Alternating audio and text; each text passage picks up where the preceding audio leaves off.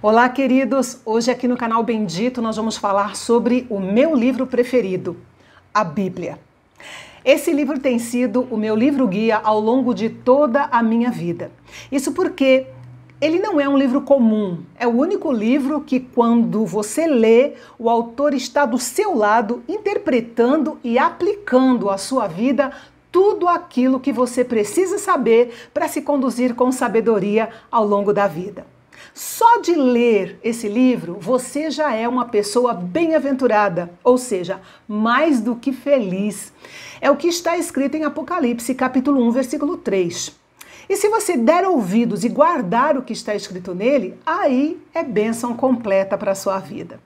E no vídeo de hoje, eu gostaria de fazer algumas considerações que eu acho muito importantes a respeito da Bíblia, desde os primeiros livros que foram escritos até a chegada dela em nossas mãos no dia de hoje.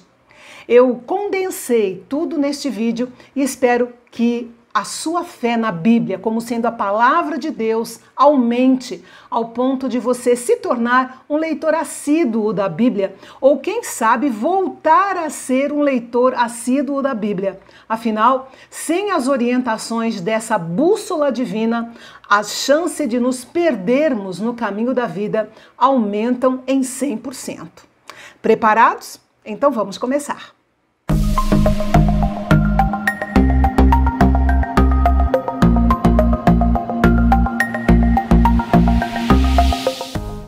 A Bíblia é um livro antigo. Os livros antigos tinham a forma de rolos, que eram feitos de papiro ou de pergaminho. O papiro era uma planta aquática que crescia à margem dos rios e dos lagos e a sua entrecasca servia para a escrita. Já o pergaminho era a pele de animais curtida e polida que era utilizada então para a escrita. Cada livro da Bíblia era um rolo separado, não era um material reunido num só livro como nós temos hoje. Isso só começou depois da invenção do papel no século II pelos chineses e bem depois com a invenção da imprensa de tipos móveis em meados de 1450 por Gutenberg, o tipógrafo alemão. Aí sim, a Bíblia foi impressa.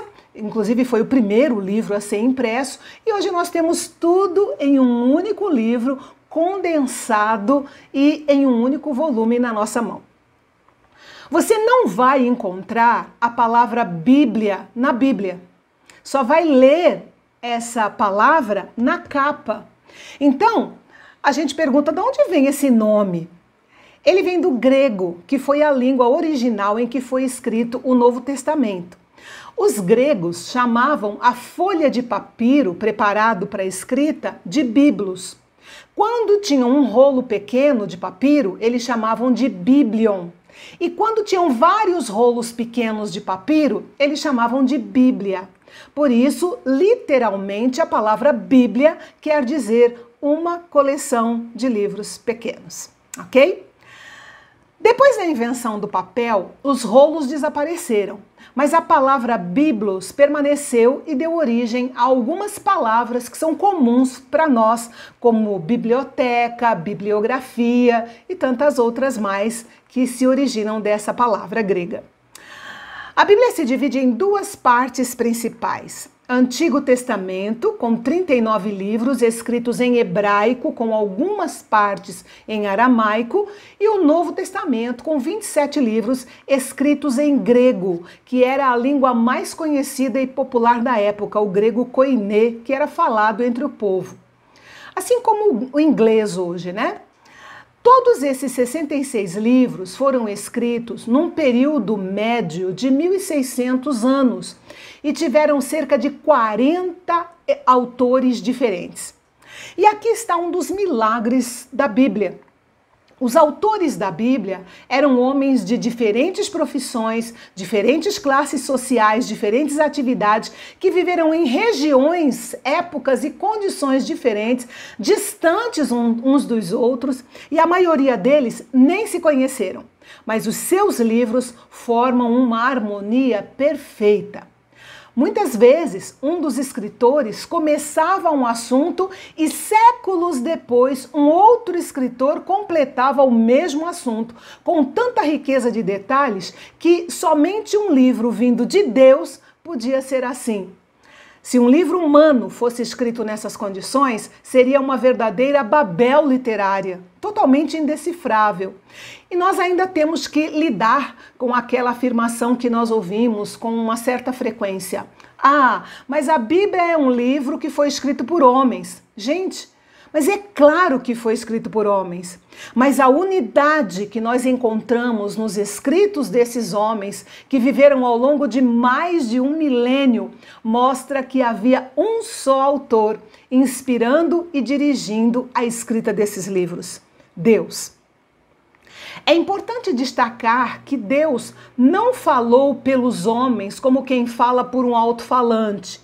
Não, o Espírito Santo usou a mente dos escritores, produzindo uma mensagem perfeitamente divina, mas ao mesmo tempo conservando os traços da personalidade do autor. Ou seja, é a palavra do Senhor, mas ao mesmo tempo, em certo sentido, é a palavra de Moisés, é a palavra de Paulo, é a palavra de João. E dentro desse assunto, uma curiosidade sobre a Bíblia que me chama a atenção é que se fosse um livro meramente humano, com certeza ela não deixaria o homem tão exposto nas suas falhas e nos seus pecados. O homem não produziria um livro como a Bíblia que só dá toda a glória a Deus, enquanto expõe as fraquezas e os defeitos do homem de uma forma tão explícita.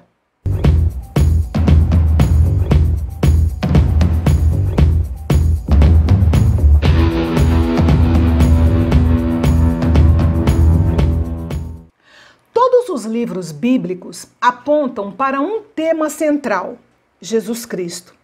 Ele mesmo afirmou isso em 2 ocasiões diferentes, em Lucas 24:44 e em João capítulo 5:39. Sendo então Jesus o tema central da Bíblia, nós podemos resumir os 66 livros em 4 palavras ligadas a ele e à sua obra na terra. A primeira seria preparação. Todo o Antigo Testamento trata da preparação para a chegada de Jesus ao mundo. A segunda palavra é manifestação. Os 4 evangelhos tratam da encarnação, da manifestação e da vida do Senhor Jesus Cristo. Terceira palavra, explanação. Todas as epístolas ou todas as cartas são uma explanação da doutrina de Jesus Cristo. E uma quarta palavra seria consumação. O livro de Apocalipse fala da consumação de todas as coisas preditas através de Jesus Cristo. Como você pode ver, a Bíblia sem Jesus seria como a matemática sem os números.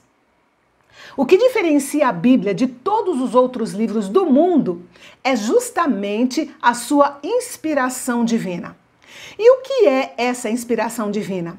É justamente a influência sobrenatural do Espírito Santo sobre a mente dos escritores da Bíblia, de modo que todos eles foram capacitados para transmitir a mensagem divina sem nenhuma mistura e sem nenhum erro.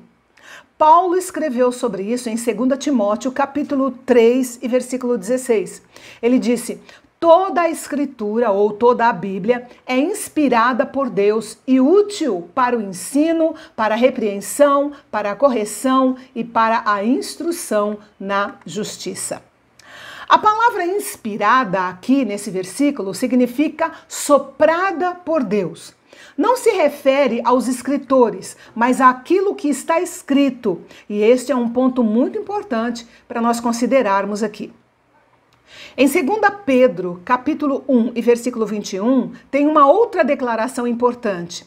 Diz assim: pois jamais a profecia teve origem na vontade humana, mas homens falaram da parte de Deus, impelidos pelo Espírito Santo. Um outro milagre maravilhoso que nós vemos é que o tempo não afeta a Bíblia. É o livro mais antigo do mundo e, ao mesmo tempo, ele é o mais moderno. Se fosse um livro de origem humana, é claro que ela estaria desatualizada e o homem moderno, com toda certeza e com a sua sabedoria, já teria produzido uma outra Bíblia dentro do contexto atual. É verdade que alguns até tentam, mas até agora não conseguiram remover a Bíblia do seu lugar por um único motivo. Ela é a palavra de Deus. A Bíblia é tão atual quanto o jornal de amanhã. Agora, uma coisa que eu acho fascinante na Bíblia é que ela pode ser lida vezes sem conta, que você não perde o interesse e nem consegue esgotar a profundidade dos ensinos e das orientações que ela contém. Eu mesma já li a Bíblia toda várias vezes. Estudei a Bíblia num seminário interno por 4 anos. Fiz vários cursinhos adicionais, mas até hoje sou apaixonada pela leitura da Bíblia. Ela é sempre nova para mim. Eu leio a Bíblia todos os dias e sempre aprendo uma lição nova. Por quê? Porque o Espírito Santo, que é o intérprete da Bíblia, vai iluminando a minha mente enquanto eu vou lendo, para que eu possa entender a mensagem de Deus para a minha vida cada dia, e isso acontece todos os dias. Todos os dias tem uma coisa diferente que Deus ministra através da Bíblia no meu coração. Inclusive, eu vou deixar aqui na descrição um link para você assistir 2 vídeos. Um pequeno vídeo que eu gravei dizendo em que momento da minha vida eu me apaixonei pela Bíblia e como essa paixão perdura até hoje. E um outro vídeo para você ver a Bíblia, conhecer a Bíblia de Gênesis a Apocalipse em pouquinhos minutos. E eu queria que você desse uma olhadinha aqui embaixo no vídeo, procurasse esses links e assistisse esses vídeos, que eu acredito que vai ser muito edificante para você. Outra coisa que eu acho fascinante na Bíblia é que ela é a mesma para todos os povos e nações do planeta. Qualquer um que leia a Bíblia na sua língua recebe a mensagem como sendo escrita para aquela nação especificamente. Todos os povos consideram a Bíblia como possessão sua. Isso acontece em qualquer lugar do planeta onde ela chega. Isso só vem provar que ela procede de Deus, que é o Criador e Pai de todos os povos.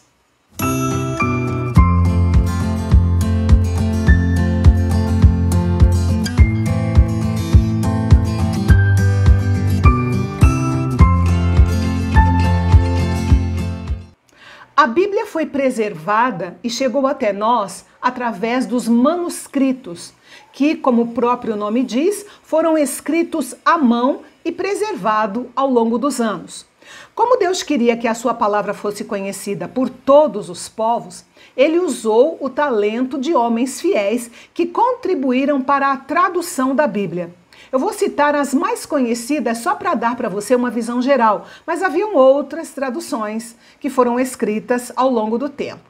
A primeira tradução completa do Antigo Testamento, que estava escrito em hebraico para a língua grega, que era a língua mais conhecida e falada no mundo da época, mais ou menos como o inglês atualmente, foi feita entre o século III e o século I antes de Cristo, e foi chamada de Septuaginta, porque foi trabalhada por cerca de 70 homens. Alguns dizem 72, mas para arredondar, 70 homens, por isso o nome Septuaginta. Outra tradução importante da Bíblia foi a tradução para o latim, feita por um estudioso da Bíblia chamado Jerônimo. Essa tradução foi completada por volta de 405 depois de Cristo e ficou conhecido como Vulgata, que significa comum, popular. A Vulgata foi a base para muitas outras traduções da Bíblia para outras línguas. E por 1000 anos, a Vulgata foi a Bíblia de quase toda a Europa. E uma outra tradução que merece destaque foi a tradução para o português de Portugal, feita por João Ferreira de Almeida, que era um ministro do Evangelho. Ele começou traduzindo o Novo Testamento, que ele terminou em 1670, e depois foi traduzindo o Antigo Testamento até o livro de Ezequiel, e aí então ele faleceu em 1691. Então os seus amigos missionários completaram a tradução, e é a Bíblia que muitos de nós conhecemos como sendo a tradução de João Ferreira de Almeida. A maioria dos evangélicos tem essa Bíblia, essa tradução na mão. E aqui no Brasil, finalmente, a tradução começou em 1904, feita pela equipe da Sociedade Bíblica Americana e pela equipe da Sociedade Bíblica Britânica Estrangeira. O Novo Testamento foi publicado em 1910 e o Antigo Testamento foi publicado em 1917. E atualmente, para ajudar na leitura proveitosa da Bíblia, nós temos vários recursos disponíveis. O primeiro é a própria Bíblia, que pode ser lida em várias traduções. Eu tenho aqui uma das mais recentes, que é a NAA, né? A Nova Almeida Atualizada, e várias outras versões nós podemos encontrar, especialmente Bíblias de estudo para mulher, né? As mulheres acho que leem mais a Bíblia, porque tem bastante Bíblia para mulher, e acho que só tem uma, né? Que é a Bíblia para homem. Mas a gente tem também as concordâncias bíblicas, dicionários bíblicos, enciclopédias, manuais, comentário, atlas, tudo para que você entenda melhor a palavra de Deus. E para os conectados na internet, além da Bíblia, existem os aplicativos com ferramentas de pesquisa de temas bíblicos, devocionais, estudos bíblicos online, ou seja, não tem desculpa para não se ler a Bíblia. A Bíblia é um presente de Deus que está ao alcance de todos nós.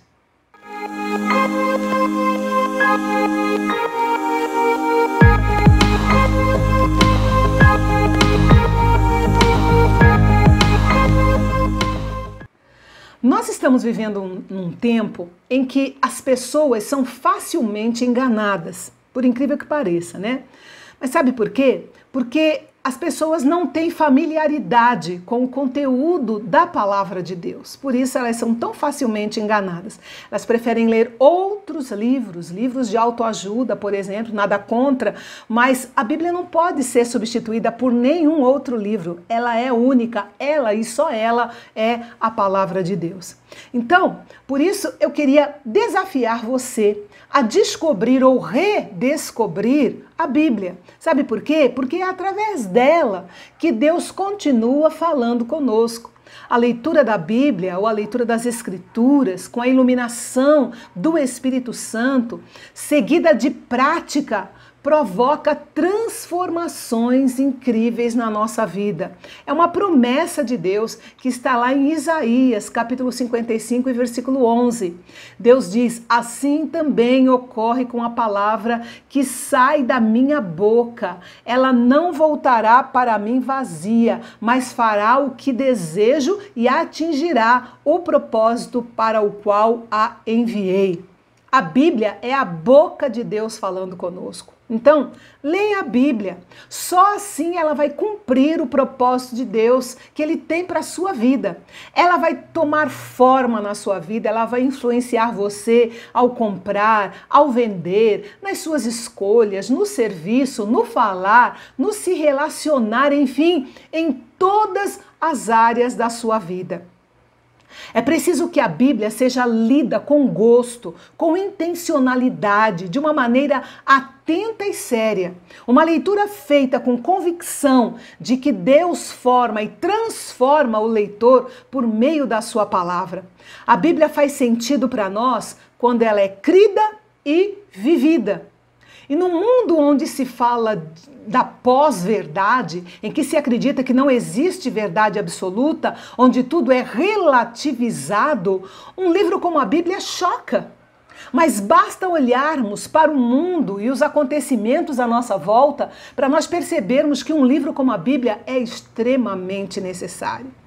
Quando as palavras humanas recebem 1001 interpretações, ter uma palavra da parte de Deus nos dá orientação e segurança.